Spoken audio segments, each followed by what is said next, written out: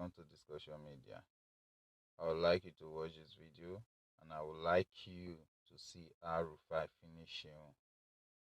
You can see how shehu was lying through his teeth. This APC administration really finished 8 years, good 8 years of our life. Wasted 8 years of our life, sorry. But there is God.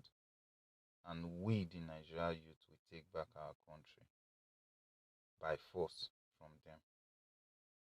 Just watch the video. Inflation numbers now is 22%, one of the highest in recent times.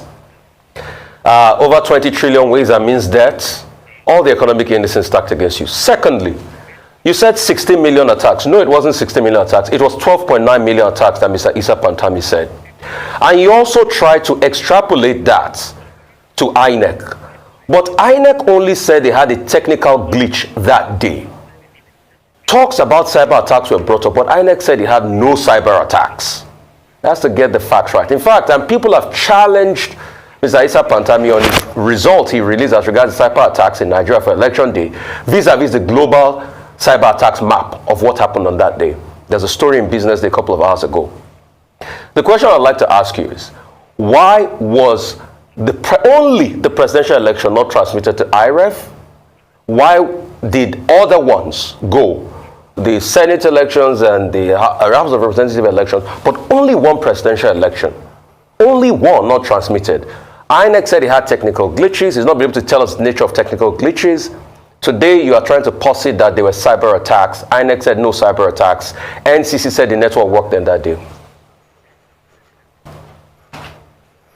Okay, please, did you say that the party, you said a number of things, problems, indices you gave. Did you say that that is why the party lost the election? Did you say we lost the election? So, Mr. Garba, shehu, do not turn around what I said. This is what I said.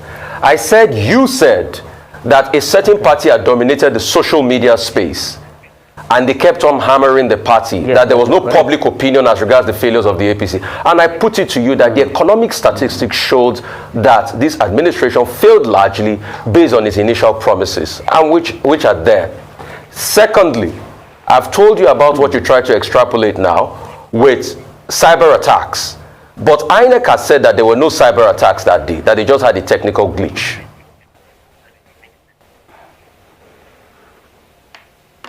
Okay, let me say to you that as a government, we believe that we have done reasonably well. And we have delivered on all of the major promises that this administration has made prior to coming to office. And these things are key. Issues of security. We know what this country was like when we came in.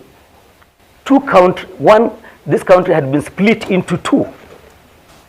We had a caliphate carved out of this country by Boko Haram, with the flag of their own system of administration, their own system of taxation, and all of that.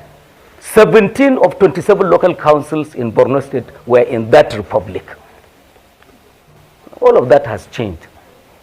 So don't say that we haven't achieved anything. And when you mentioned all of these things about inflation, look, please understand that there is a global crisis going on, of cost of living, that is simply not confined and alone to Nigeria.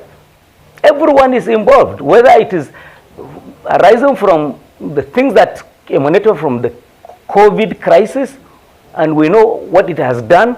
The entire economies of the world, everyone, perhaps except China, had gone into negative numbers in terms of development. Now, and then there are all of the things about Ukraine and the Russia war, with all of its implications for Asia, whether it is fertilizer and agriculture or fuel that we import from parts of the world. This is happening to everyone. And I tell you that this country, when you compare with what is happening in West Africa, in the entire continent, I think Nigerians have every reason to celebrate this administration. We haven't done as badly as everyone has done. In fact, this government has done so much in order to take Nigerians away and remove us from the excessive heat that had accompanied this crisis, COVID in particular, and then Ukraine-Russia war. Okay, the second question, thank you anyway for the numbers. The second question I asked, you said that the cyber attacks, we had cyber attacks in the elections, but INEC said they didn't have any cyber attacks on them. So I ask you again, what is now the reason why INEC couldn't transmit those results? You said there were cyber attacks.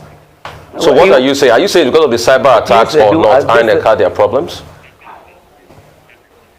Well, the thing is that I'm not here to be academic on any matters. The minister of the Nigerian government said there were cyber attacks. I'm supposed to believe the minister of the Nigerian government. If INEC said there were no cyber attacks, please bring the two together, the minister of digital economy, and let them resolve this issue. I'm simply a spokesman for the Nigerian president, and I'm not into all of those details.